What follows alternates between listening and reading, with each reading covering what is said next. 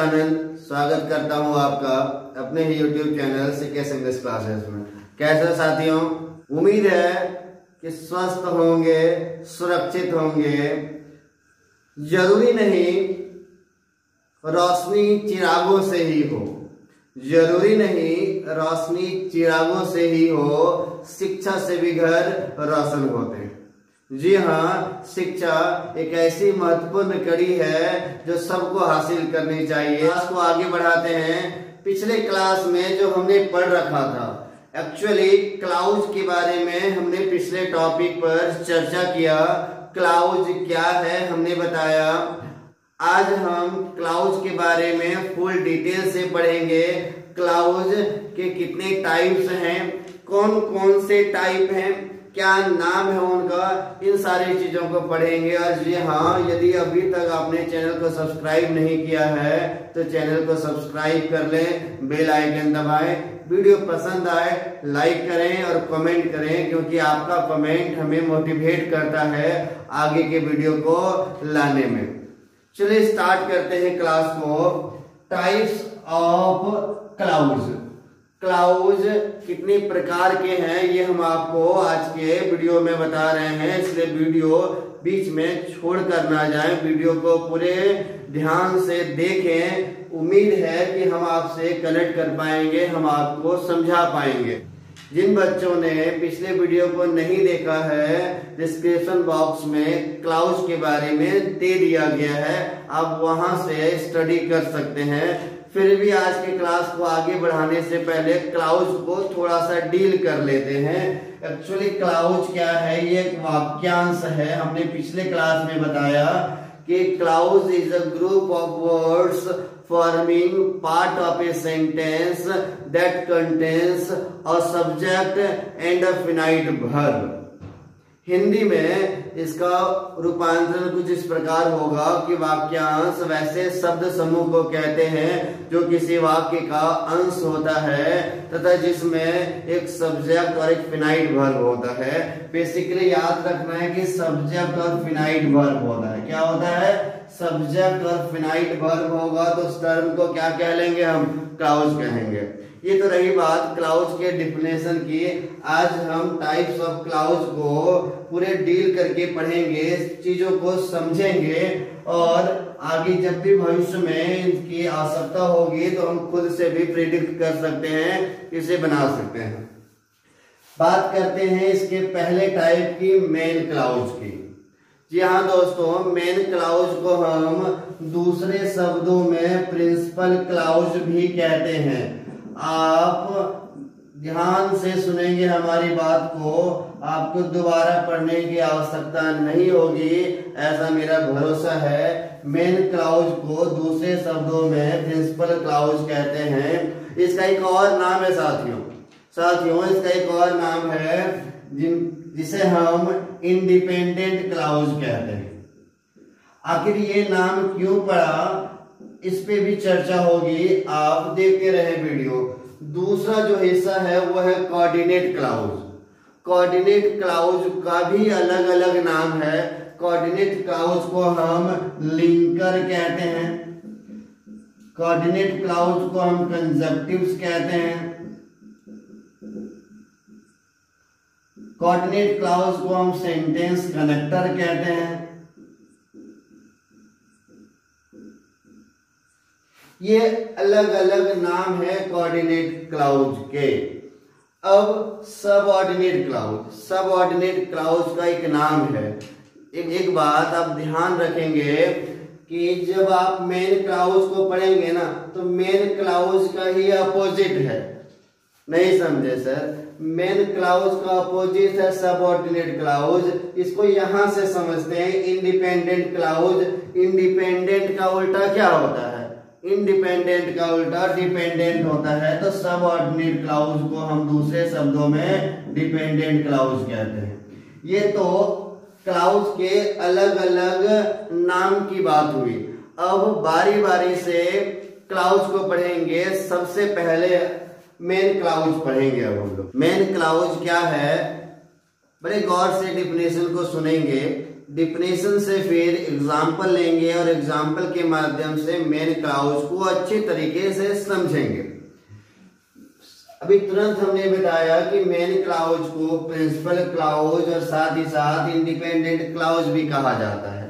जाहिर सी बात है ये स्वतंत्र है, इस पर किसी का कोई वश नहीं है, इसी को हम मेन क्लाउज भी कहते हैं, प्रिंसिपल क्लाउज। डेफिनेशन क्या होगा फिर ध्यान से आप देखेंगे, a clause which does not depend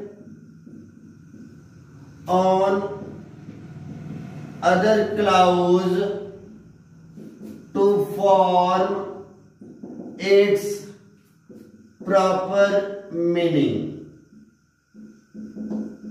इसके हिंदी अनुवाद को समझते हैं। कहता है वह क्लाउज जो किसी अन्य क्लाउज पर निर्भर हुए बिना पूर्ण अर्थ व्यक्त करता है। फिर से रिपीट करते हैं, शायद आपको याद हो जाए। वह क्लाउज जो किसी अन्य क्लाउज पर निर्भर हुए बिना पूर्ण अर्थ व्यक्त करता है उसे हम मेन क्लाउज कहते हैं। उसी को हम प्रिंसिपल और साथ ही साथ इंडिपेंडेंट क्लाउज भी कहते हैं। क्या बताया हमने आपको, आप दोहरा सकते हैं हमारे साथ यदि आपको याद हो गया हो। बताइए, वह क्लाउज जो किसी अन्य क्लाउज पर निर्भर हुए बिना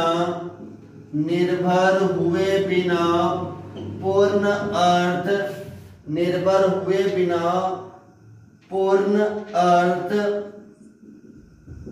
व्यक्त करता है उसे मेन क्लाउज कहते हैं। सर थोड़ा सा काम मेरा आसान कर दीजिए, डिफिनेशन तो जान गए, हमें मेन क्लाउज को हिंदी में बता दीजिए क्या कहते हैं। तो जी हाँ साथियों, मेन क्लाउज को हिंदी में प्रधान उपवाक्य, प्रधान वाक्यांश कहते हैं। अब एग्जाम्पल लेते हैं, इस परिभाषा को आप नोट कर लें, है आपके सामने से नोट कर लें। अब एग्जाम्पल लेते हैं और एग्जाम्पल के सहारे समझते हैं कि मेन क्लाउज का प्रॉपर थीम क्या है, हमें क्या समझने को मिलता है।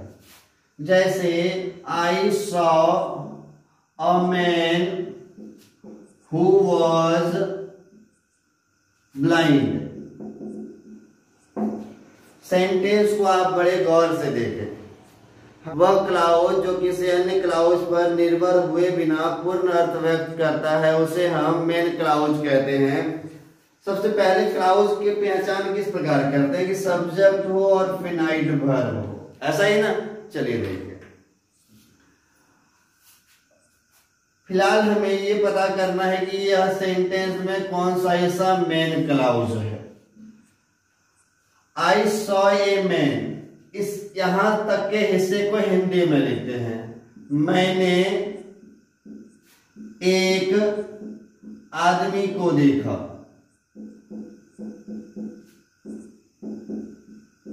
जी हाँ, यहां तक के हिंदी कुछ इस प्रकार है। अब इसके हिंदी को लिखते हैं जो अंधा था।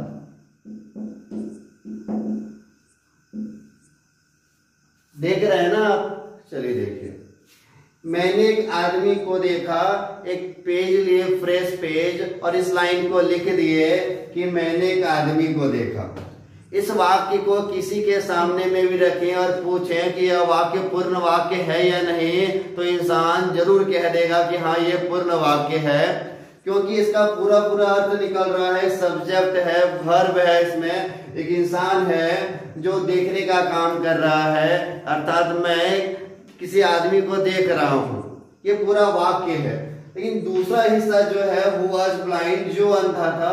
अब एक काम करते हैं, इस हिस्से को फिलहाल भूल जाते हैं, इसे इग्नोर करते हैं और इसे कॉपी में लिखते हैं स्वतंत्र रूप से, जो अंधा था। कोई भी इंसान देखेगा ना आपके कॉपी को, कोई भी लिटरेट इंसान देखेगा तो बोलेगा ये वाक्य ना इनकम्प्लीट है। इससे क्या समझ में आया इससे ये समझ में आया कि जो पहला हिस्सा है ना, इसका पूरा अर्थ निकल रहा है, और ये दूसरा हिस्सा इसका अर्थ नहीं निकल रहा है। इसका अर्थ ये भी हुआ, ये जो हिस्सा पहला वाला है वो मेन क्लाउज हुआ, और जो दूसरा हिस्सा है वो मेन क्लाउज नहीं है, वो कोई और क्लाउज है। इसके बारे में भी बताएंगे, और यही सब पूरी जानकारी लेने के लिए आप वीडियो को अंत तक देखते रहें। ये हिस्सा मेन क्लाउज है, हम इस हिस्से को नहीं भी लिखेंगे तो हमारा काम चल जाएगा, लेकिन हम इस हिस्से को नहीं लिखेंगे और सिर्फ इसको लिख देंगे तो हमारा काम नहीं होगा, वो मेन क्लाउज नहीं होगा। तो सर बता दीजिए ना, ये फिर ये कौन सा क्लाउज है, थोड़ा सा वेट कर लीजिए, इसका भी जवाब हम आपको देंगे। फिलहाल आपने यहां तक सीखा कि यह हिस्सा मेन क्लाउज है, इसलिए है क्योंकि इसका प्रॉपर मीनिंग निकल रहा है। इसी तरह का एक एग्जांपल हम आपके सामने रखते हैं। The board, if you understand in English, just listen the first section and the second section. Just we have to find that which part of the section is completely belongs to main clause. That is the question before us. सवाल ये है कि कौन सा हिस्सा main clause है। अब हिंदी पता करते हैं और फिर समझते हैं। यदि तुम वहां जाते हो, तुम उसे ढूंढ, हिंदी बड़ा कठिन है, ढूंढ। That is why I obviously used to say that English is a very funny language. बड़ा आसान है। We have only 26 letters in our hand that we have to use. You will find him. तुम उसे ढूंढ लोगे।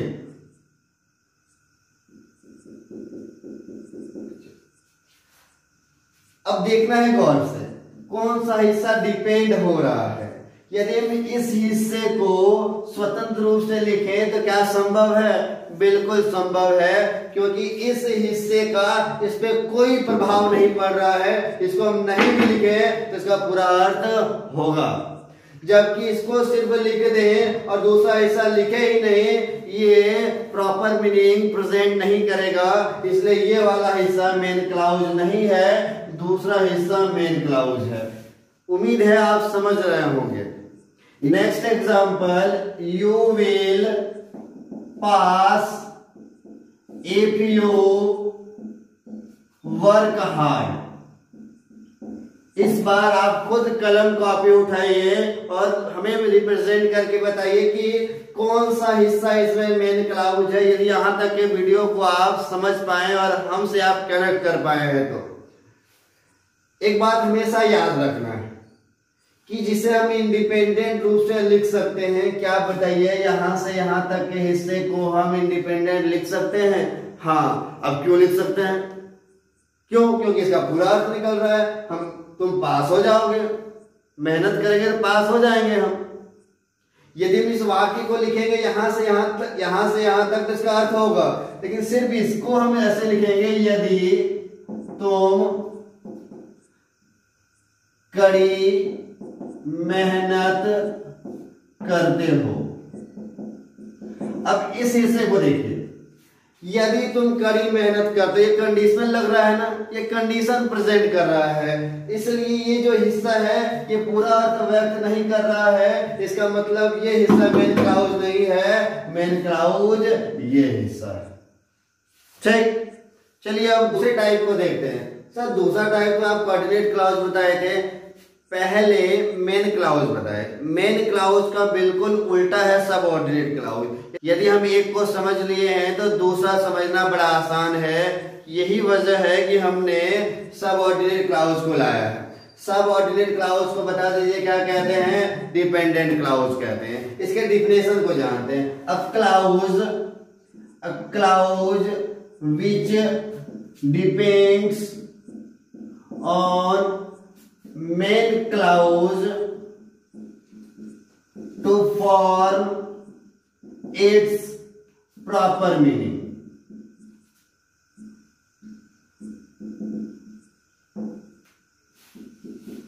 एक ऐसा clause जो मेन क्लाउज पर निर्भर रहता है।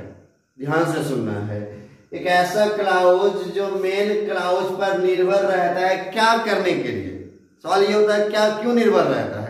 कहता है प्रॉपर मीनिंग फॉर्म करने के लिए सबऑर्डिनेट क्लाउज मेन क्लाउज पे निर्भर रहता है। यदि इस कॉन्सेप्ट को और आसान से समझना है तो चलिए हमारे साथ हिंदी व्याकरण के टॉपिक पर, जिसे वर्ण कहते हैं।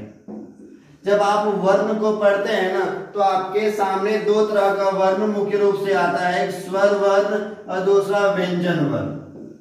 यदि इस कॉन्सेप्ट को आपको पहले समझ में आया है तो यकीन मानिए ये टाइप्स ऑफ क्लाउज के अलग अलग टाइप को भी आप बड़े अच्छे तरीके से समझ लेंगे। कहता है स्वर वर्ण बिना किसी वर्ण अन्य वर्ण के सहायता से उच्चारित होता है। लेकिन हमने व्यंजन में क्या देखा है कि व्यंजन वर्ण के फॉर्मेशन में किसका सहयोग होता है? स्वर वर्ण का। कॉन्सेप्ट याद है? इसी कॉन्सेप्ट को सेट कर दीजिए मेन क्लाउज और सबऑर्डिनेट क्लाउज पे। मेन क्लाउज स्वतंत्र है, मेन क्लाउज को स्वर वर्ण मान सकते हैं और सबऑर्डिनेट क्लाउज को व्यंजन वर्ण मान सकते हैं। ठीक, चलिए इस परिभाषा को हमने इंग्लिश में देखा, अब हिंदी में इस परिभाषा को हम लिखते हैं आपके सामने। आप खुद बता देंगे। क्या बताएंगे? वह क्लाउज जो अपने अर्थ को पूर्ण करने के लिए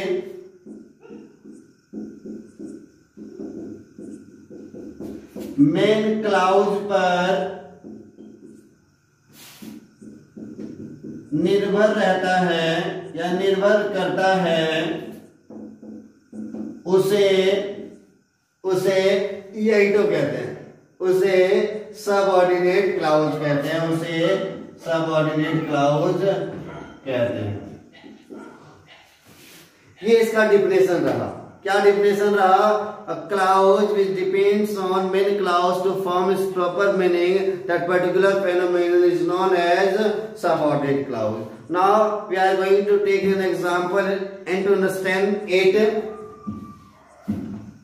एग्जाम्पल लेते हैं और एग्जाम्पल से समझते हैं इसको। जो एग्जाम्पल पहले ही लिए है ना, उसी एग्जाम्पल को फिर से लिखते हैं और फिर से समझते हैं इसको। हमने क्या एग्जाम्पल लिखा याद होगा आपको? I saw a man who was blind.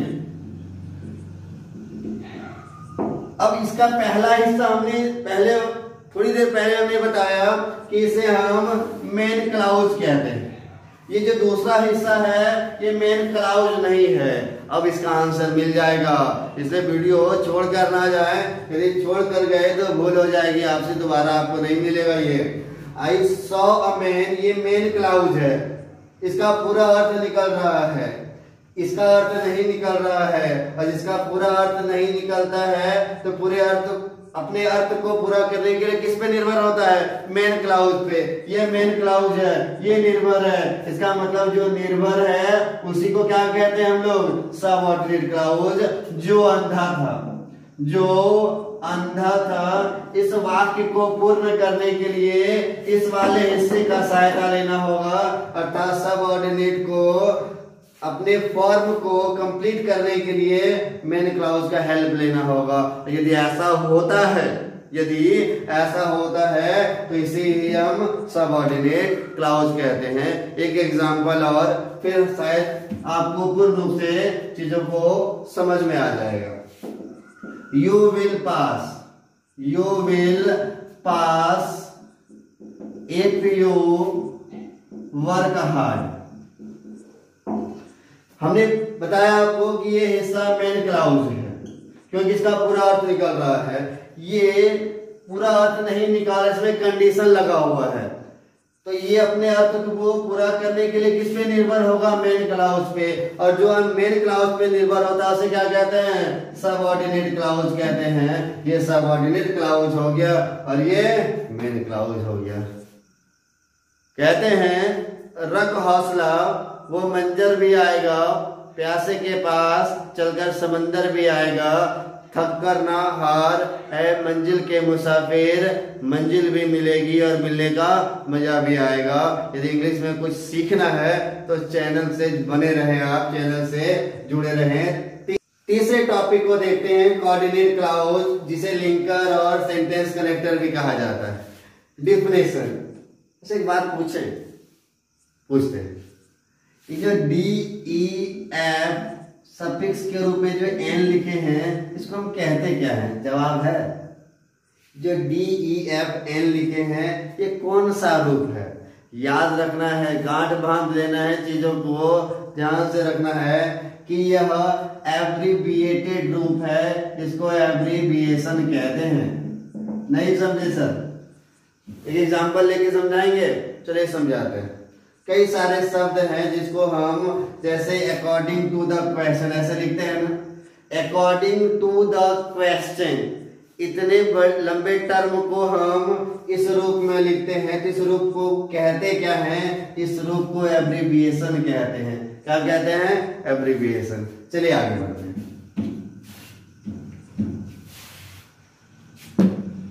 Definition, a clause which joins different clauses,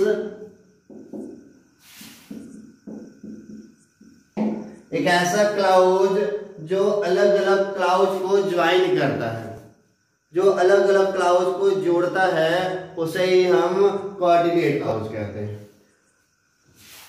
वह क्लाउज जो अन्य क्लाउजों को जोड़ता है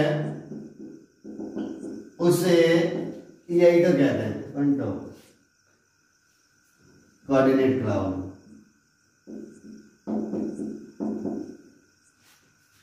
डिफिनेशन हो गया, समझ भी लिए, उदाहरण से और समझ लेते हैं। चलिए उदाहरण भी रख लेते हैं, फिर वही उदाहरण, यू विल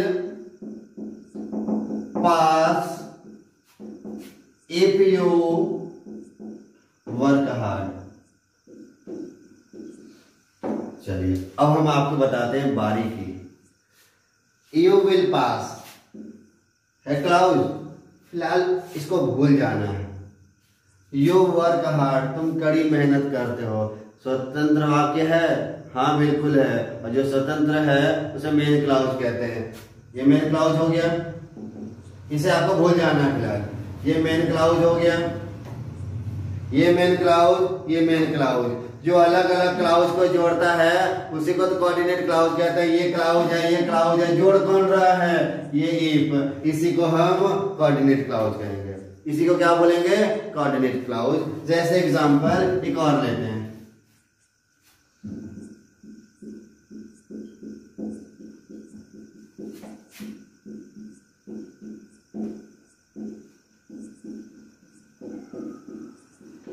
आप खुश हैं, स्वतंत्र वाक्य मेन क्लाउज।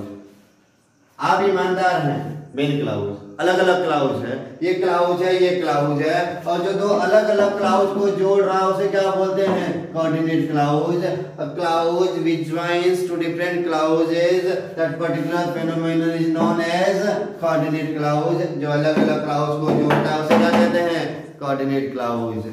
समझ में आया? कुछ होमवर्क है आपके लिए, आप बोर्ड में फ्लैश किए गए होमवर्क को नोट कर लें। आपसे ना बने तो कमेंट बॉक्स में आप हमसे सवाल कर सकते हैं, सर ये वाला क्वेश्चन नहीं बना, हमें बता दीजिए। क्वेश्चन में आपको मेन क्लाउज, कोऑर्डिनेट क्लाउज और सबऑर्डिनेट क्लाउज ढूंढना है। मेरा प्रयास है कि आप तक एक परफेक्ट एजुकेशन प्रोवाइड कराया जाए। आशा करते हैं कि इस चैनल के माध्यम से जितने भी वीडियो आप तक प्रोवाइड किए जा रहे हैं वो कंटेंट समझ में आ रहे होंगे। अब एक काम करें, आप अपने दोस्तों को भी रिकमेंड करें यदि आपको इस चैनल में दिखाए गए वीडियो पसंद आते हैं। लाइक करें, शेयर करें और हाँ सब्सक्राइब और साथ ही साथ बेल आइकन बजा दें। मिलते हैं अगले वीडियो में। मैं सिकेश आनंद आपका धन्यवाद करता हूँ। और हाँ लास्ट में एक मैसेज है कि आप अपने आसपास साफ सफाई रखें, क्योंकि गांधी जी ने एक स्टेटमेंट कह गए कि sanitation is more important then independence. कहता है स्वतंत्रता से ज्यादा महत्वपूर्ण साफ सफाई स्वच्छता है। अपने आसपास साफ सफाई का ध्यान रखें। धन्यवाद।